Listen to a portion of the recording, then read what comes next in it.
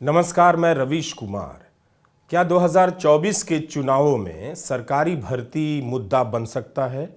Railway की भर्ती निकली है, सहायक लोको पायलट और इंजीनियरिंग से जुड़ी नौकरियों के नौजवान परेशान हो गए हैं। 2024 को लेकर ज़्यादातर जानकारों और गोदी मीडिया ने यही माहौल बना दिया है कि इस बार लोग केवल मंदिर के नाम पर वोट देंगे। तब ऐसे में अर्थव्यवस्था और नौकरी के मुद्दों की बात कौन सुन रहा है? सरकारी भर्तियों का लंबे समय तक कवरेज करने के बाद मैंने बंद कर दिया और यह भी शायद आखिरी जैसा ही है, क्योंकि छात्र नौकरी को व्यापक मुद्दे की तरह नहीं देखते हैं, केवल अपनी भर्ती से मतलब रखते हैं। अब जैसे यूपी में ही 69,000 शिक्षकों को लेकर युवा कितने दिनों से आंदोलन कर रहे हैं, कई बार पुलिस की लाठी से पिट जाते हैं, हर दिन ट्विटर पर लिखते हैं, मगर क्या युवाओं को ही पता है? यूपी के युवाओं को ही इनसे कोई सहानुभूति है? क्या दूसरी नौकरियों के युवा उनका साथ देंगे? बिल्कुल नहीं देंगे। इसी देश में अग्निवीर का मुद्दा कितनी जल्दी खत्म हो गया, इसकी यह हालत है कि पूर्व सेनाध्यक्ष MM नरवणे ने इसकी सच्चाई बता दी तो उस किताब के छपने पर ग्रहण लग गया। क्या इससे देश के जागृत युवाओं पर कोई असर पड़ा? बिल्कुल नहीं पड़ा। तो छात्रों को समझना चाहिए कि जब मतदान मंदिर के नाम पर तय हो चुका है तो नौकरी पर वीडियो बना देने से सरकार पर दबाव नहीं बनता है और अब ऐसे मुद्दों के लिए समय भी नहीं बचा है। युवाओं को पता होना चाहिए कि अलग अलग भर्तियों के छात्रों ने कितने आंदोलन किए, ट्विटर पर अभियान चलाए, मगर उसका कोई असर नहीं हुआ, होगा भी नहीं। ऐसा क्यों हो रहा है? क्यों असर नहीं हो रहा है? इस सवाल का जवाब आप युवाओं को खोजना चाहिए। अभी आप युवा करते क्या हैं कि एक यूट्यूबर वीडियो बना देता है, कुछ दिनों के बाद आप फिर दूसरे यूट्यूबर को पकड़ते हैं कि वो वीडियो बना दे। जाहिर है आप परेशान हैं, अकेला महसूस कर रहे हैं। आपकी जगह मैं होता तो मैं भी यही करता, मगर यह समाधान का रास्ता नहीं है। अब देखिए, असिस्टेंट लोको पायलट की भर्ती निकली, युवा भर्ती की संख्या बढ़ाने की मांग कर रहे हैं, पटना में सड़कों पर निकले। इस बीच इंजीनियरिंग से जुड़ी नौकरी के लिए तैयारी करने वाले छात्र भी मेरे व्हाट्सएप में मैसेज ठेलने लगे कि हमारे भी मुद्दे पर वीडियो बना दीजिए, हमारी संख्या कम है तो बहुत कम बात होती है। उनके मैसेज में ALP वालों की बात मुझे नजर नहीं आई, क्योंकि ये गरीब घर के लड़के हैं, नौकरी मिलेगी तो रेलवे में ड्राइवर बनेंगे। जब बेरोजगारी के स्तर पर राजनीतिक चेतना का यह हाल है तो मैं क्या कर सकता हूं? मैं यही सोच रहा हूं कि क्या इंजीनियरिंग कर चुके ये छात्र असिस्टेंट लोको पायलट के लिए आंदोलन कर रहे गरीब किसान परिवारों के छात्रों के बीच गए होंगे? जवाब मैं जानता हूं, जवाब वे भी जानते हैं। क्या कहती है पब्लिक एक यूट्यूब चैनल है, इसके पत्रकार हैं राहुल कुमार और रवि रंजन। ऑन ड्यूटी भी एक यूट्यूब चैनल है, इसके पत्रकार हैं ब्रजेश सत्यार्थी। इन सभी से हमें आज के वीडियो के लिए वीडियो मिला है।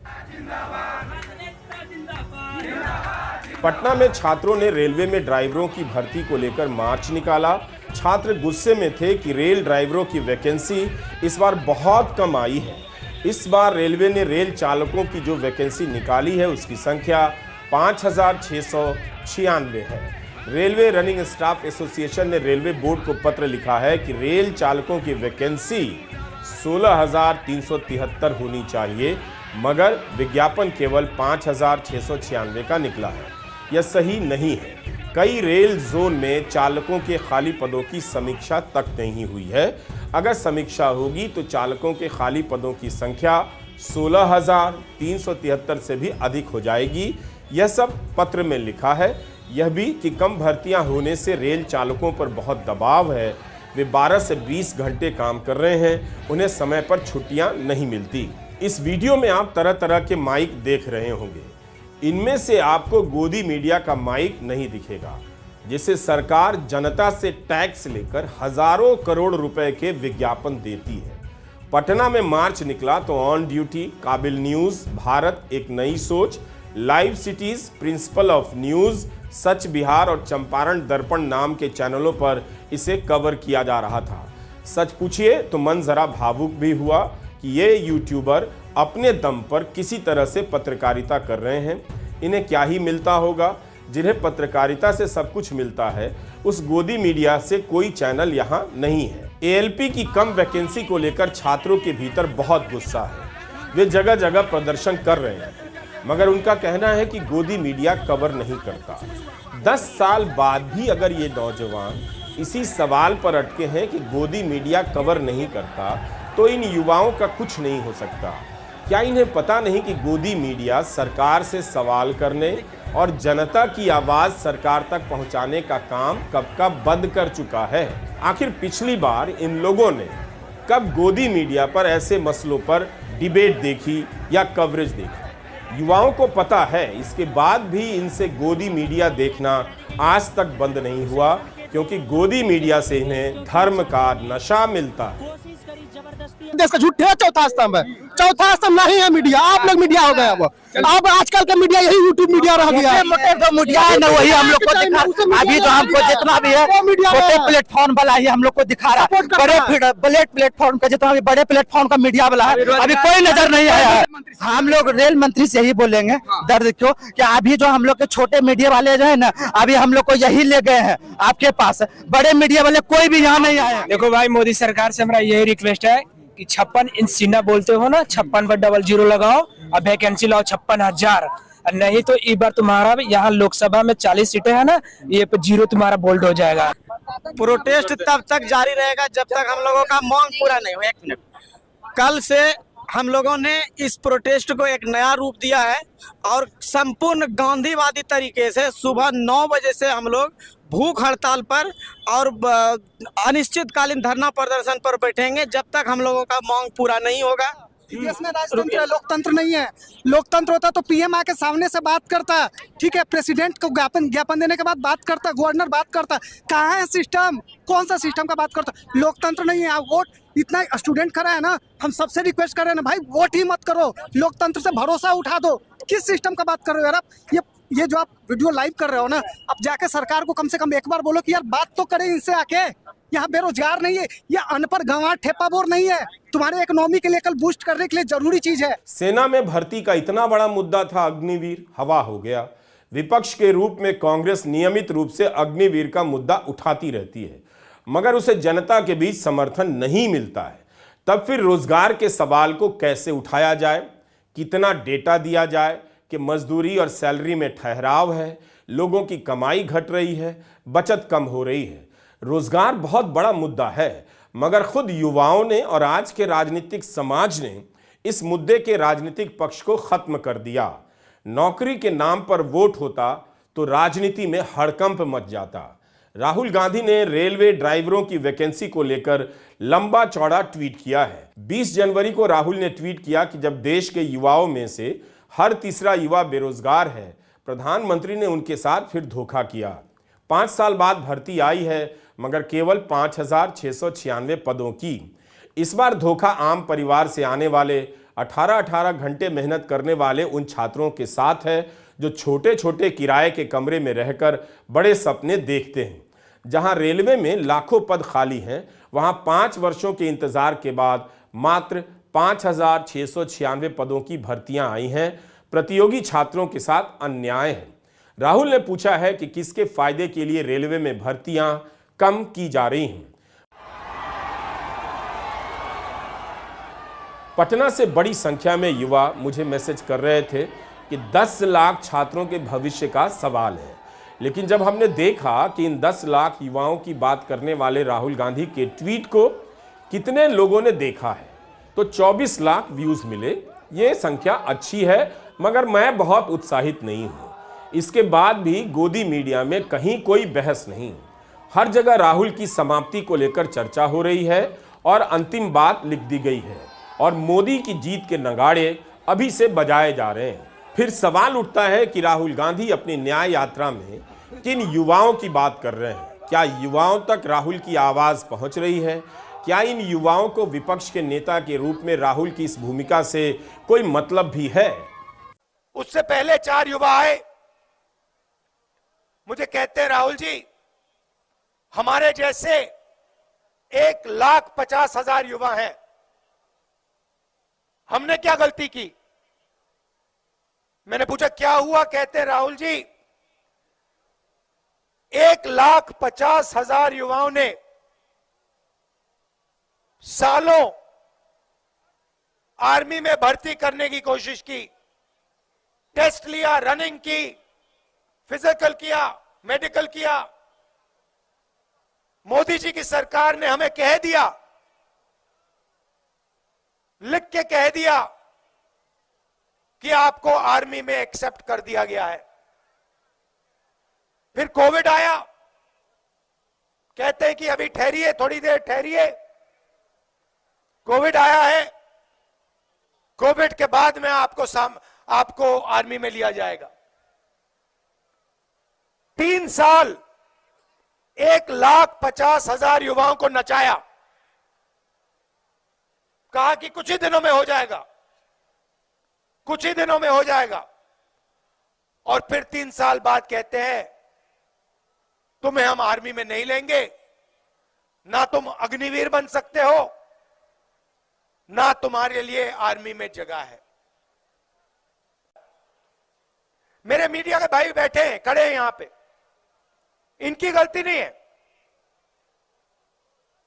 ये जूनियर लोग हैं, कैमरा चलाते हैं, रिपोर्टिंग करते हैं। मगर मैं आपसे पूछना चाहता हूं, असम के टीवी पर आपने कभी बेरोजगारी पर डिबेट देखा है? कभी महंगाई पर डिबेट देखा है? कभी किसानों के बारे में डिबेट देखा है? कभी अग्निवीरों के बारे में डिबेट देखा है? नहीं। जब जनता ही खबरों को, सही सवालों को सुनना बंद कर दे, खुद को भक्त कहलाने में छाती फुलाने लग जाए, तो फिर खबरों का कोई असर नहीं रह जाता है। सवाल मेरे करने या किसी यूट्यूबर के करने का नहीं है। जिस देश की जनता को इस बात से फर्क नहीं पड़ता कि प्रधानमंत्री ने 10 वर्षों से गोदी मीडिया के सवालों का सामना नहीं किया, एक भी प्रेस कॉन्फ्रेंस नहीं की, उस देश की जनता के बीच खबरों की लाश कंधे पर लेकर आप कब तक ढोते रहेंगे? सहायक लोको पायलट के साथ साथ जूनियर इंजीनियर और वरिष्ठ अनुभाग इंजीनियर की बहाली की भी मांग हो रही है। ये भी काफी परेशान है। सीपीआईएम के राज्यसभा सांसद जॉन ब्रिटास और इंडियन यूनियन मुस्लिम लीग के राज्यसभा सांसद अब्दुल वहाब ने रेल भर्तियों को लेकर सवाल किए हैं। राज्यसभा में भाजपा सांसद सुशील मोदी ने भी रेलवे की भर्तियों को लेकर सवाल किया है। ब्रिटास और वहाब का नाम तक कोई नहीं जानता होगा, उत्तर भारत के छात्र पहचानते भी नहीं होंगे। मगर राज्यसभा सांसद जॉन ब्रिटास ने 11 अगस्त 2023 को रेल मंत्री से पूछा कि देश भर में रेलवे में श्रेणीवार कुल स्वीकृत पदों और रिक्तियों की संख्या कितनी है। इसके जवाब में मंत्री जी जानकारी देते हैं कि रेलवे की अलग अलग इकाइयों में राजपत्रित श्रेणी के कुल 18,848 पद स्वीकृत हैं। इनमें से 2,680 पद खाली हैं, यानी 14% से अधिक। अराजपत्रित पदों की भी यही हालत है। कुल स्वीकृत 14,63,000 पदों में से 2,61,000 से भी ज्यादा पद खाली हैं, करीब 18% पद खाली हैं। इसी तरह 11 अगस्त 2023 को इंडियन यूनियन मुस्लिम लीग के राज्यसभा सांसद अब्दुल वहाब सवाल करते हैं कि विगत 2 वर्षों के दौरान भारतीय रेलवे ने कितनी रिक्तियां रिपोर्ट की हैं और संविदात्मक यानी कॉन्ट्रैक्ट और परमानेंट दोनों पदों पर जोरवार कितनी कितनी रिक्तियां हैं। इनके जवाब में रेल मंत्री बताते हैं कि 1 अप्रैल 2021 को 2,93,000 से अधिक पद खाली थे, 1 अप्रैल 2022 को 3 लाख से अधिक पद खाली थे और 1 जुलाई 2023 को खाली पदों की संख्या 2,63,000 से अधिक थी। 1 अप्रैल 2014 से 30 जून 2023 तक 9 वर्षों की अवधि में 4,86,034 उम्मीदवारों को पैनल बद्ध किया गया है। हाल ही में 1,39,050 उम्मीदवारों को पैनल बद्ध करने के लिए लगभग 2,37,00,000 उम्मीदवारों के कंप्यूटर आधारित परीक्षा आयोजित करके एक विशाल भर्ती प्रक्रिया पूरी की गई है। अगर 2.5 लाख से अधिक पद खाली हैं तो इन्हें भरा जाना चाहिए था। छात्र इस आस में कितने दिनों से तैयारी करते हैं और अंत में पता चलता है कि भर्ती नहीं आई भी तो कम आई। छात्र कह रहे हैं कि 3 साल से इसकी तैयारी कर रहे थे एएलपी की, मगर भर्ती की संख्या बहुत कम है। रेल मंत्री बोले 2.5 लाख वैकेंसी खाली है। 4 महीना पहले राज्यसभा का बयान है भैया, 4 महीना पहले सभा में बोल रहे हैं, मात्र 4 महीना पहले का। 4 महीना में पलट गया तो 4 महीना में 2.5 लाख से डायरेक्ट एक बार में 5,000 वैकेंसी भाग गया। 2,45,000 वैकेंसी अपने लगता है बाल बच्चा को बांट दिया है। कहा अब 5,000 हम लोग छोड़ा है, मजाके न भैया, मजाके कर रहा है हम लोग के साथ। इतना दिन से 5 साल से तैयारी कर रहे हैं, पटना में रह गए, 5 लाख रुपया खर्चा हो जाता है भैया। 1 साल में 1 लाख रुपया जरूर खर्चा हो जाता है एक विद्यार्थी बढ़ाने पटना में। किसी से पूछिए, होता है खाने पीने रहने में भैया। कितना बड़ा गंदा मजाक कर रहा है सरकार से। कई बार पता नहीं चलता कि रेलवे की भर्ती के लिए तैयारी करने वाले युवा किस तरह की पृष्ठभूमि से आते हैं। इन कमरों में आप भी झांक कर देखिए। इन कमरों में रहकर भारत का युवा मामूली नौकरी की तैयारी करता है और दैनिक जागरण में खबर पढ़ता है कि जानकारों की राय में भारत का सुपर पावर के रूप में उदय हो रहा है। इसी तरह के अखबारों के पाठक युवाओं का यह कमरा है। इसकी हालत से यकीनन भारत सुपर पावर लग रहा है। मुझे एक युवा ने कहा कि हम लोग कोई अडानी या अंबानी के बच्चे नहीं, हम लोग सर गरीब फैमिली से आते हैं। ज्यादातर युवा छोटे किसान परिवारों से हैं, सरकारी नौकरी को आशा भरी निगाहों से देखते हैं। छात्रों ने बताया कि रेलवे के कोर्स के लिए कोचिंग वालों की फीस 3 महीने के लिए 15,000 देने होते हैं। साथ ही जिस कमरे में रहते हैं उसका किराया 3,000, बाकी खर्च मिलाकर साल भर का खर्चा 1 लाख से ऊपर का हो जाता है। भर्ती नहीं आती है तो छात्र फिर से कोचिंग करता है, कोचिंग के चक्र में फंसा रहता है। यहाँ पर जितने भी लड़का आए हुए हैं ना, सब एक गरीब घर से है। सब एकदम इतना गरीब घर से है, उसका घर पे आप जाइएगा ना तो आप खुद बोलिएगा कैसे करके यहाँ पटना में पढ़ा रहे हैं।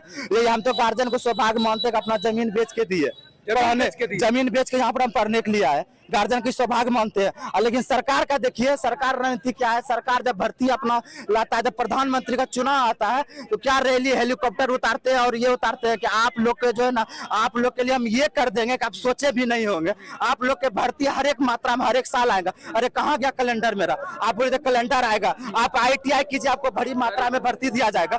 ITI किए जमीन बेच के, और जब यहाँ पर हम लोग ITI करके जब यहाँ आए पता चला कि 5600 बहाली है। बताइए क्या होगा? हम लोग को ये दे रहे, सरकार जहर दे रहे, जहर का गोली एगो खा और तुम सूत के मर जाओ। इस भर्ती को बढ़ाइए, 1 लाख कम से कम कीजिए, तब हम लोग का कुछ भी हो सकता है। नहीं तो ये 5,000 6,000 में हम लोग नहीं होगा। ना हमको 5,000 चाहिए, ना हमको 10,000 चाहिए, हमको चाहिए पूरी मात्रा में भर्ती। ऐसी बात नहीं है कि रेल मंत्री ने इन प्रश्नों का जवाब नहीं दिया है, बिल्कुल दिया है। समाचार एजेंसी ANI से अश्विनी वैष्णव ने भी कहा है कि हमने 1.5 लाख नौकरियां देने का काम हाल में पूरा किया। अब लोको पायलट सहायक की भर्ती प्रक्रिया शुरू हुई है। यह पहला चरण है। ग्रुप D में नौकरियों के अभी और अवसर आएंगे। मेरे हिसाब से रेल मंत्री को अब साफ साफ बता देना चाहिए कि रेलवे में कितनी भर्तियां आएंगी। पहले जैसी भर्ती का दौर खत्म हो चुका है, ताकि लाखों की संख्या में छात्र इनकी तैयारी में अपने जीवन का 3-3 साल बर्बाद ना करें। रेलवे अब नौकरी देने वाला मंत्रालय नहीं रहा। या आज न कल बताना ही पड़ेगा, बता देना चाहिए। बाकी जो नाराज हैं, नाराज होंगे, उनके लिए धर्म के मुद्दे की पर्याप्त व्यवस्था कर ही दी गई है, तो डरना नहीं चाहिए। कहने में क्या घाटा है कि नौकरियों के लिए सरकार की तरफ मत देखो। मीडिया में रेलवे के जनरल मैनेजर अनिल कुमार खंडेलवाल का बयान देख रहा था। वे कह रहे हैं कि यह भ्रांति है कि रेलवे लोको पायलट की हजारों वैकेंसी खाली है। ऐसा नहीं है। खंडेलवाल यह भी कहते हैं कि पहले रेलवे 3 या 4 साल में वैकेंसी निकालती थी, अब हर साल निकालेगी। उम्मीद है खंडेलवाल मोदी सरकार के 10 साल की बात कर रहे होंगे कि 3-4 साल में भर्तियां निकल रही थीं। रेलवे ड्राइवर की जिस वैकेंसी की बात हो रही है, उसके बारे में छात्रों का कहना है कि 6 साल बाद वैकेंसी आई है। हम लोग का मांग है कि इंक्रीज करना पड़ेगा, ठीक है ना। हम लोग बड़ा सा मांग तो मांग नहीं रहे हैं।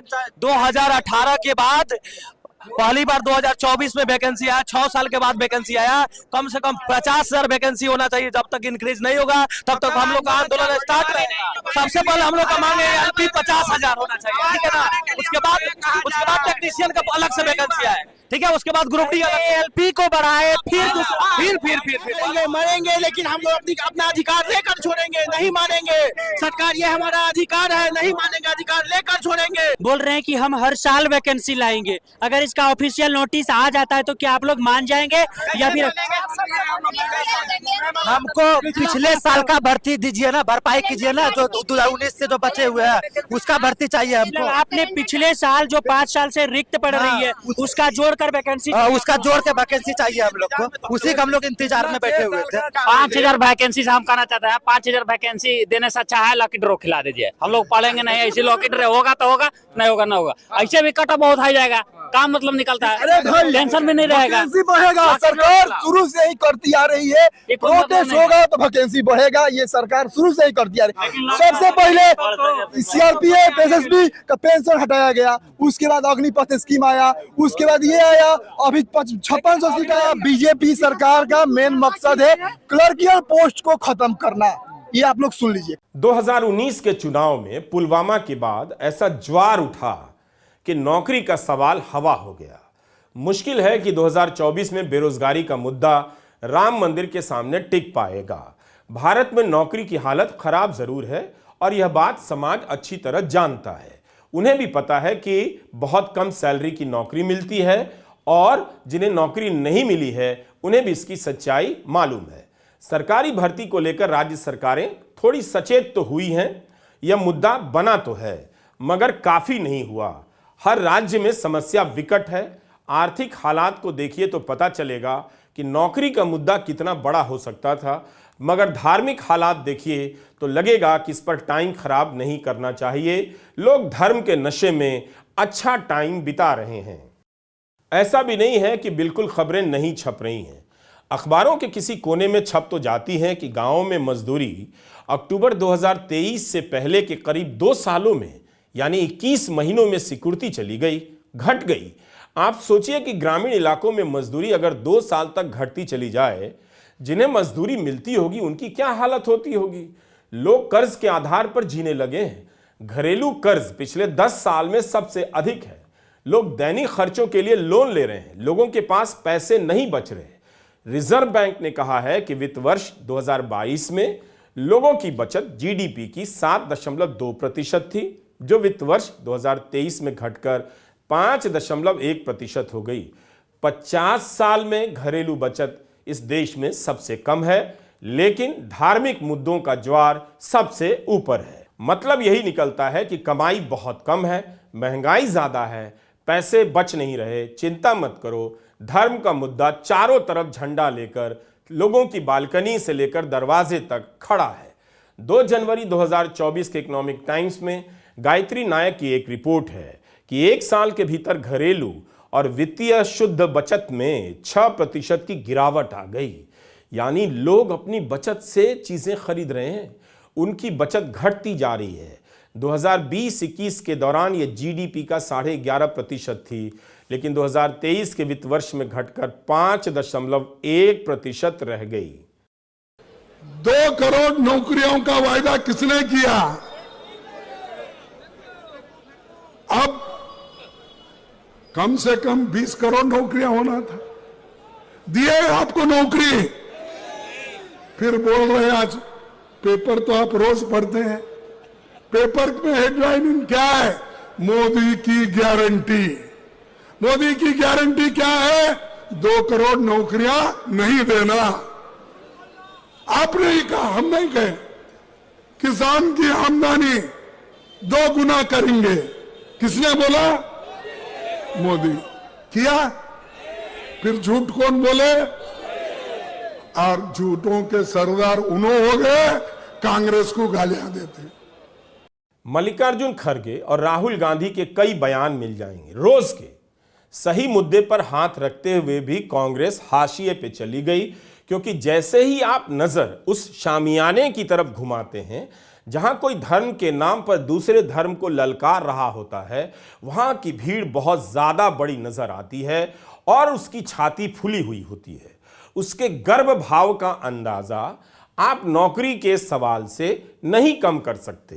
प्रधानमंत्री परीक्षा पर चर्चा में कभी अपनी सरकार की भर्तियों को लेकर बात नहीं करेंगे, कभी ज्ञान नहीं बांटेंगे कि रेलवे की भर्ती निकली है तो छात्र क्यों परेशान हैं, उनके तनाव के क्या कारण हैं, समाधान क्या है।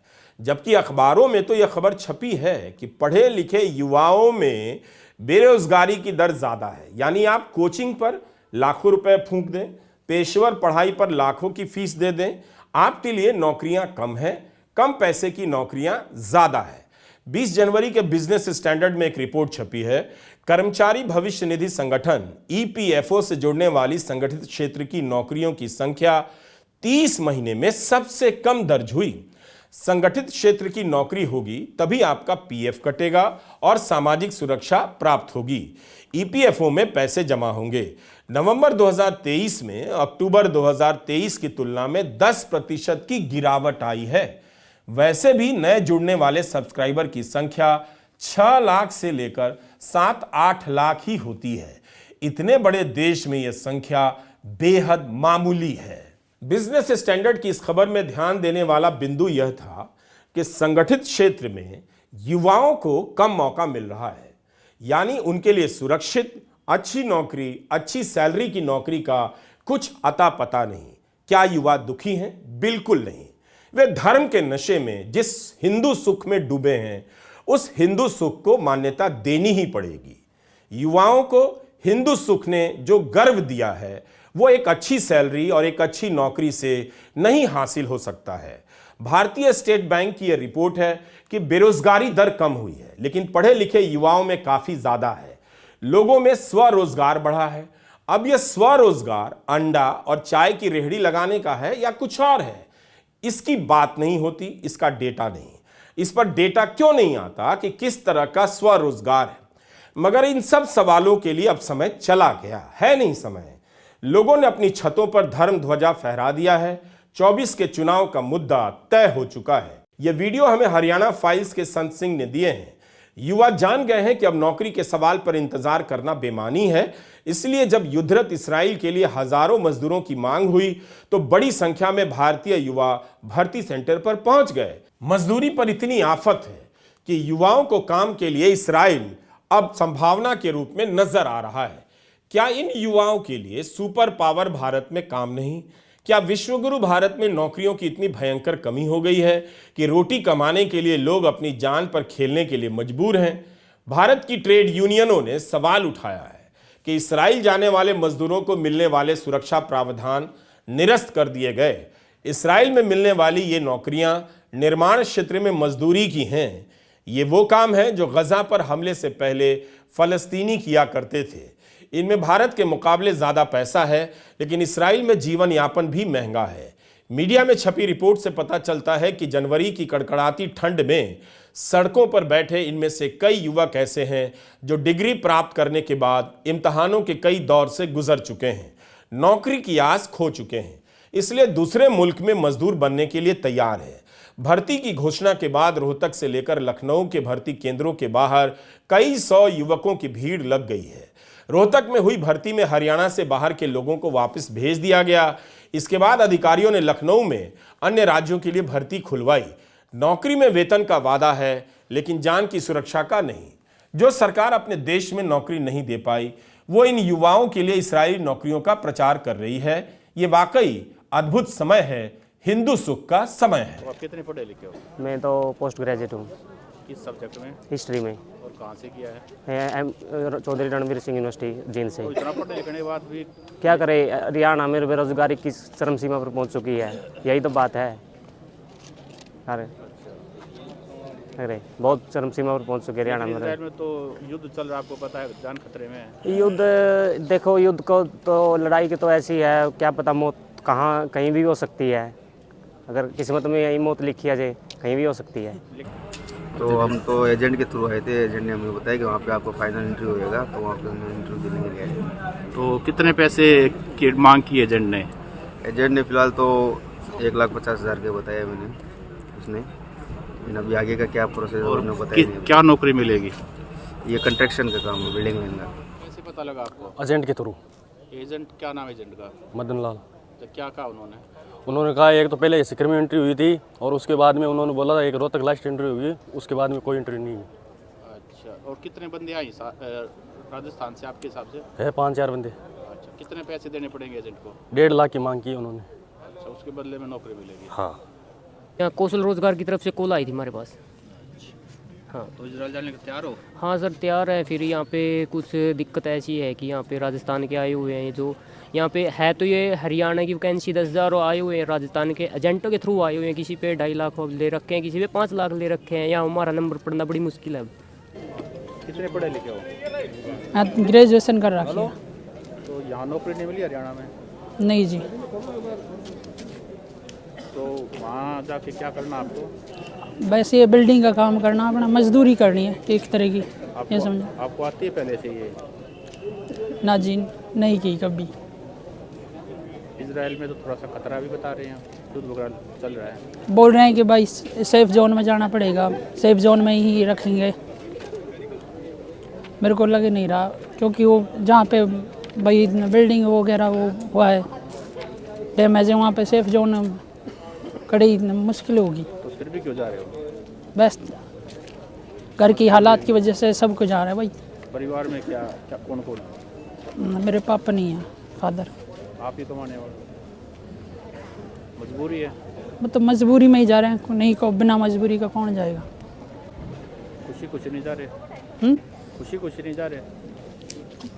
खुशी तो क्या होगी भाई, इतने घर छोड़ के जा रहे हैं। अगर यहाँ काम मिल जाता तो खुशी रहती। वहाँ तो भाई एक ये समझो अपने घर छोड़ के जा रहे हैं भाई, पैसे के लिए जा रहे हैं स्पेशल भाई। उस पर तो अपनी ज़िंदगी मौत का सवाल है, ये समझो।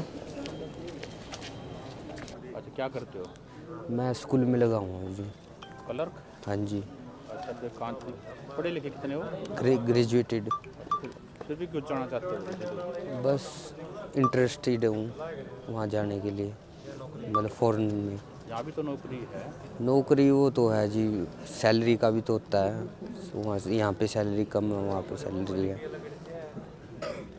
हरियाणा में नौकरी नहीं करनी है? नहीं करनी है फिलहाल, तो नौकरी नहीं है, जो मिलेगी वही करेंगे। मिलेगी तो हरियाणा में कर लेंगे जी। अच्छा, मिल नहीं रही? हाँ फिलहाल तो बाहर वाली देखेंगे। कमाने वाला घर में कौन कौन है? मैं ही हूँ सर। अच्छा, तो मजबूरी में जा रहे हो, शौक में जा रहे हो? सर मजबूरी ले लो। क्या मजबूरी? पैकेज की, वही बात है। अगर इतना बढ़िया पैकेज यहाँ पे देते तो यहाँ पे काम कर लेंगे, हमें काम ही करना है। लिखने की नौकरी मिलेगी इजराइल में? ये तो देख बता रहे हैं 1,37,000 रुपए की, काट पीट के 1 लाख रुपए मिलेगा। 80,000 रुपए बचेंगे तब भी कोई दिक्कत नहीं है। लेकिन यहाँ क्या है कि 20-30 हजार रुपए महीने का पड़ते भी नहीं ना। इंडिया जो सभी देशों का दोस्त रहा है, इसे में कोई प्रॉब्लम नहीं है, उधर भी कोई प्रॉब्लम नहीं आएगी। अब पीछे देख लो, रूस का और यूक्रेन का युद्ध था, उस यूक्रेन से इंडिया वाले जितने भी थे सभी को सुरक्षित बुला लिया। तो ऐसी कोई प्रॉब्लम नहीं आने देंगे। मोदी जी हैं। मोदी जी पे विश्वास है? बिल्कुल। नौकरी के मुद्दे पर इन युवाओं को मोदी के समर्थकों के बीच जाकर देखना चाहिए। समर्थन नहीं मिलेगा, सहानुभूति भी नहीं मिलेगी। आप इस वीडियो के कमेंट में जाकर देखिएगा, समर्थकों की तरफ से कितनी गालियां दी जा रही होंगी। सवाल है, जब यह मुद्दा है ही नहीं तो इसका क्या किया जाए। हम कोई न्यूज़ चैनल नहीं है, हमारे पास अपनी सीमा है। कई परीक्षाओं के लोग मैसेज करते रहते हैं, कई राज्यों से करते हैं। इस वीडियो के बाद और संख्या बढ़ जाएगी। हमने हमेशा उन्हें लिखकर ईमानदारी से बात बताई है कि हम कवर नहीं कर सकते हैं, इसे गोदी मीडिया को ही कवर करना होगा। मुझे आप युवाओं से वोट नहीं लेना है, इसलिए सही बात तो बता देनी होगी कि हमारी सीमा क्या है। आप हमारे वीडियो देखते हैं, इसलिए भी आपसे सच बोलना ही होगा। न्यूज़ चैनल में कई रिपोर्टर होते हैं, वहां एक दिन में कई खबरें चल जाती हैं। रिपोर्टर आपसे भी बात करेगा, मंत्री से भी बात करेगा, तो कई तरह के पक्ष उस रिपोर्ट में आएंगे, तस्वीर सही नजर आएगी। YouTube में यह संभव नहीं है। आपसे निवेदन है कि अपनी अपनी परीक्षा, अपनी अपनी भर्ती को लेकर मैसेज ना करें। इस देश में यह बात मेरे अलावा कोई भी साफ साफ नहीं कर पाएगा। यह वीडियो यही मैसेज देने के लिए बनाया है। ठीक से सुनिए कि मैं क्या कह रहा हूं।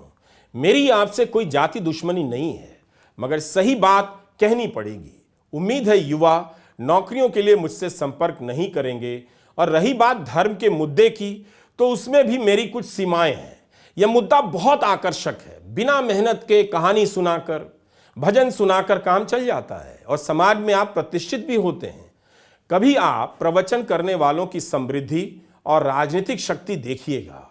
प्रवचन में सफलता मिलने के बाद आप बिस्कुट और च्यवनप्राश का भी धंधा कर सकते हैं, मगर इस मामले में मेरी तैयारी अच्छी नहीं है, मेरे लिए देर हो गई है। गोदी मीडिया के एंकर काफी मेहनत से धर्म की रिपोर्टिंग करते हैं। उन्हें देखकर लगता है कि सीधा स्वर्ग लोक से देवताओं से ऑफ रिकॉर्ड ब्रीफिंग लेकर आ रहे हैं। प्रधानमंत्री भी दैविक शक्तियों से संपन्न बताए जा रहे हैं। शानदार समय है। अगर आपको पत्रकारों से धर्म की रिपोर्टिंग चाहिए तो अगले 3 महीने तक गोदी मीडिया देखते रहिए। नौकरी नहीं मिलेगी, क्या पता पुण्य मिल जाए। आप युवाओं के लिए बहुत दुख होता है, मगर मैं क्या कर सकता हूं। खासकर गरीब युवा ठगे गए, उनकी आवाज भी मीडिया ने कुचल दी। आपकी जवानी वो जवानी बनकर रह गई है जिसकी कोई कहानी नहीं। इसलिए माथे पर धर्म ध्वजा का पटका बांधिए और अपनी बची हुई कहानी खुद ही मिटा देने के लिए निकल पड़िए। मैं केवल सत्यानाश की तरफ इशारा कर सकता हूं, सत्यानाश रोक नहीं सकता। नमस्कार, मैं रवीश कुमार।